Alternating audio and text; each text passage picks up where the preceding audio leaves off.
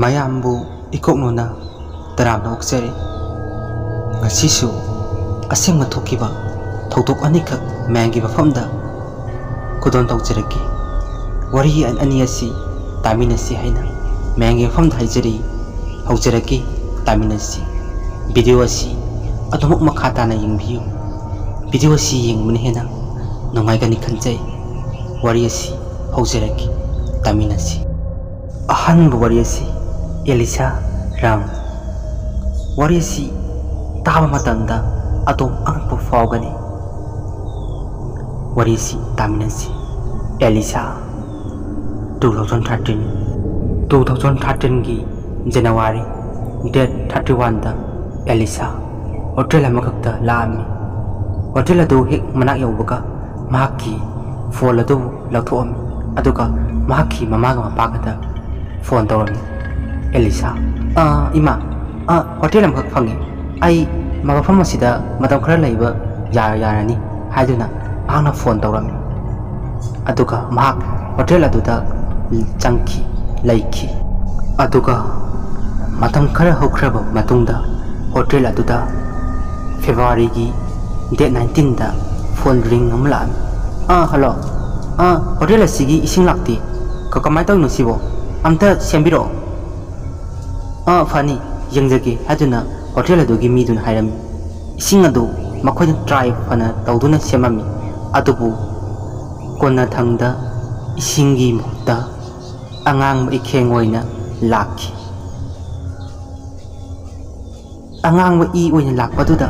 ꯃꯈꯣꯏ ꯑꯉꯛꯄ ꯐꯥꯎꯈꯤ, ꯑꯀꯤꯕꯁꯨ ꯐꯥꯎꯈꯤ꯫ ꯃꯈꯣꯏꯅ ꯄꯨꯂꯤꯁ ꯀꯧꯗꯨꯅ ꯌꯦꯡꯍꯟꯈꯤ꯫ ꯄꯨꯂꯤꯁꯅ ꯍꯣꯇꯦꯜ ꯑꯗꯨꯒꯤ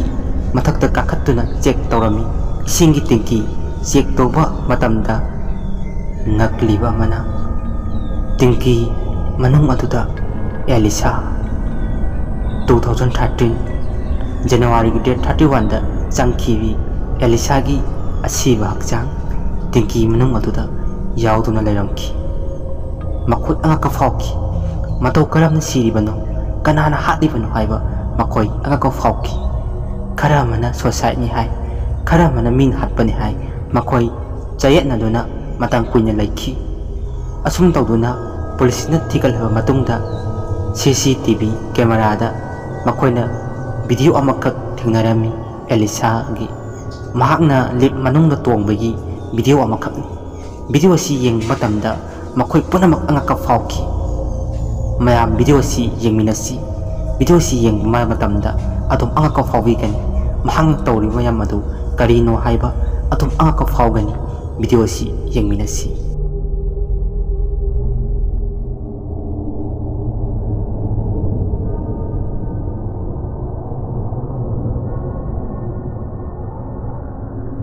ꯃꯌꯥꯝ ꯚꯤꯗꯤꯑꯣ ꯑꯁꯤ ꯃꯈꯥ ꯇꯥꯅ ꯑꯗꯨꯃꯛ ꯌꯦꯡꯕꯤꯌꯨ, ꯑꯩꯁꯨ ꯌꯦꯡꯖꯒꯦ, ꯃꯌꯥꯝ ꯄꯨꯟꯅ ꯌꯦꯡꯃꯤꯟꯅꯁꯤ꯫ ꯃꯍꯥꯛꯅ ꯇꯧꯔꯤꯕ ꯃꯑꯣꯡ ꯃꯇꯧ ꯑꯁꯤ ꯃꯌꯥꯝ ꯃꯨꯟꯅ ꯌꯦꯡꯕꯤꯌꯨ꯫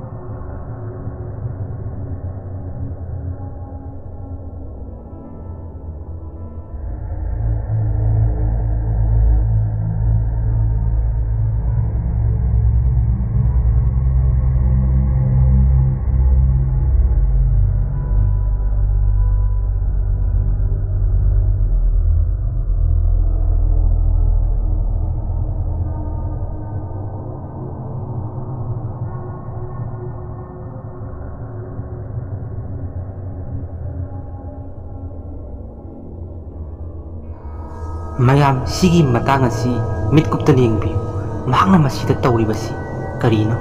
ꯃꯈꯨꯠꯇ ꯍꯥꯏꯔꯤꯕꯁꯤ ꯀꯔꯤꯒꯤꯗꯃꯛ ꯍꯥꯏꯔꯤꯕꯅꯣ ꯍꯥꯏꯕ ꯃꯌꯥꯝ ꯈꯪꯕ ꯉꯝꯕꯤꯕ꯭ꯔꯥ? ꯑꯗꯨꯃꯛ ꯌꯦꯡꯃꯤꯟꯅꯁꯤ ꯚꯤꯗꯤꯑꯣ ꯑꯁꯤ꯫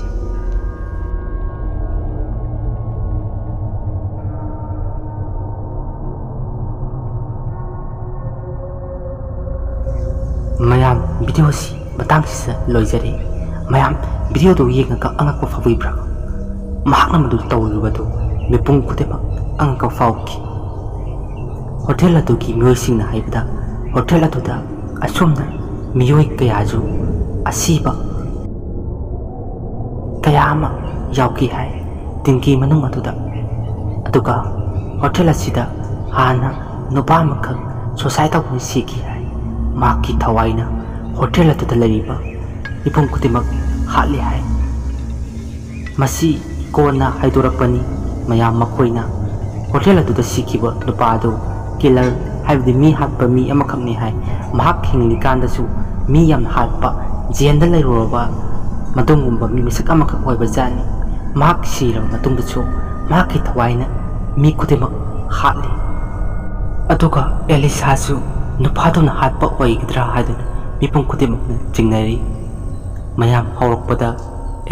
wahi khar chitharame Elisa na changakkiba mahaki chahi kunmathoi subada mahak hotel aduda changakkibani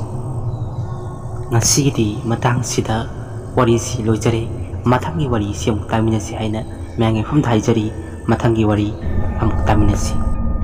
UP dagi nupa makhak Mumbai da wasman oiduna school lamada lairingai gi wari makhakni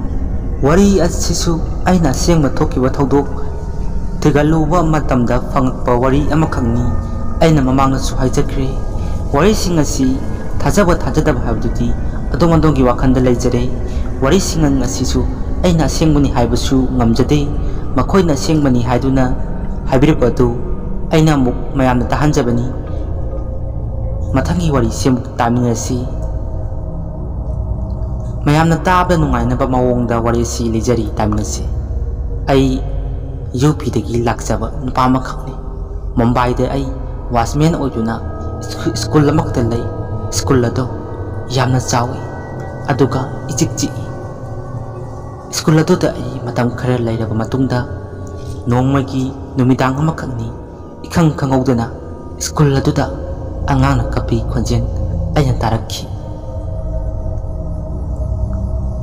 khonjela adu tabda ai akibadi adamak fauri adubu yengning masu isada fauri aina school adugi dola mathak aduda kakhatladuna angana kapiba jaga du karadun haina kweng yengi dolan ahum suwada asum ai kakhlai aina sum karakpada aina uwa fangle school adugi manung aduda nupa macha makhak table mathak aduda famduna non thaduna karigumba masu pairega bench mathak aduda khoro khotuna karigumba ma ibagi matagumna adamuk lay aina khalli karadagi anganga mafam masida famduna laribasibo haidun aina hangsira haibasu ai isada kibasu adamuk fauribana ai hangbasu ngamde ngak lairaga angang aduna sumaina hairai hatkani laman khungani haiduna angang aduna hairai wahai adu taawda ai isasi kibana loire tung handuna ai makhada sentharai adubu ai dosanduna tharo maro ontharai ai kibagi mayaina nabag amada khangdre ai athun chen bhaurai mapanda ai chenthoktuna famduna adamak lay kiba kaya khangli asumna nungalaba matungda aina aikhoigi principal da aina hai sir ai mafam amada chatlage ai masigi school asida layaroi ai mafam asi thadoklagi thabak asi toge haiduna aina haiki principal na hayakhi yaroi atopa wasman ama laga chalo atopa wasman su laite nana kargidam chakatoba nang hana yauni yaroi su haiti hekta chapa yabra haiduna ai hon hayrakhi ai mahakna yadabi ai adamak laire asumna ahing khutingi aingon akiba honbadi adamak tawri aigi kaagi thongnau aduda angang aduna aingon munna yengduna adamak lay aduga dolal mathak adudasu hui mayamna yengaga pangkakta kapi asum tawduna kina mathang khara hokhi aina khangba ngamki adudi school adu sabada dola mathak adudagi angang adu taduna sikhi hai angang adu ki thawai aduna school asi fajana sade fajana section dabegi ai siri bani haduna angang aduna maki thawaina school aduda laman khungani haduna tatana tamna ba hawrakhi haduna aina khangba ngamki mayam warisi losanjare warisi pathokhiba matamda soikiba ngamkhiba kayaraba su mayam ngakbigani aina su haijakre warising asi thajaba thajataba habdudi atongdonggi wakhanda leijare masi hairaga mayam digi kaina se haijari adu karigo wafam khara haijaramge aigi video asidagi download tawraga facebook ta thagappa thingajai madu tawbigano haina mayam da haijari aisu wagi record tawjaraga warisi wagi thikalaba matungda record tawjaraga thajabani adomna tawge hairabasu aingonda haibiramu aduga aigi link hapiyu madudi natana hekta download tawraga thagatpadudi nungaijati aisu wagi tawjaribani migi awaba khara khangbiyu haina haijari adongi like yamnaba share yamnaba khanbiganu aigi su awaba du khanbiyu link hapiyu aduga aigona su haibiram ai sa khangdana download tawraga thagapiganu haina mayam da haijari